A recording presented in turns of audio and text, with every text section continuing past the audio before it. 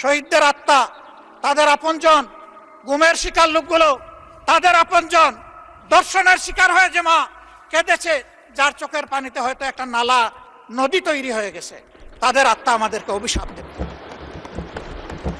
এই অভিশাপের ভার এই পার্লামেন্টের বহন করা ঠিক হবে না। মাননীয় বিরোধী দলের নেতা, আর কতক্ষণ সময় লাগবে? আপনি যতক্ষণ দিবেন। না, আপনার কতক্ষণ লাগবে? আপনি সারা রাত দিলে আমি রাজি আছি, 2.5 ঘন্টা দিলে রাজি আছি, 4 ঘন্টা দিলেও রাজি আছি। এটা আমার পাওনা। আপনি বলবেন সবাই পাইছে আধা ঘন্টা 20 মিনিট, আপনি একটা যৌক্তিক সময় নিন। আমি একটা যুক্তি দিয়ে যৌক্তিক সময় নিচ্ছি।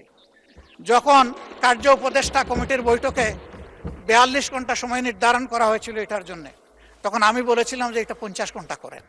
এইটা নিয়ে আমাকে 2 বার খোঁটা দিয়েছেন আমার সম্মানিত একজন সংসদ সদস্য এবং তার সূত্র ধরে আরো কয়েকজন। খোঁটাটাই যখন খাইলাম মাননীয় স্পিকার, তখন পুরা সময়টা কি আমার পাওনা নয়? চান সেই দিক থেকে আপনি বিবেচনা করেছেন, আপনাকে ধন্যবাদ মাননীয় স্পিকার।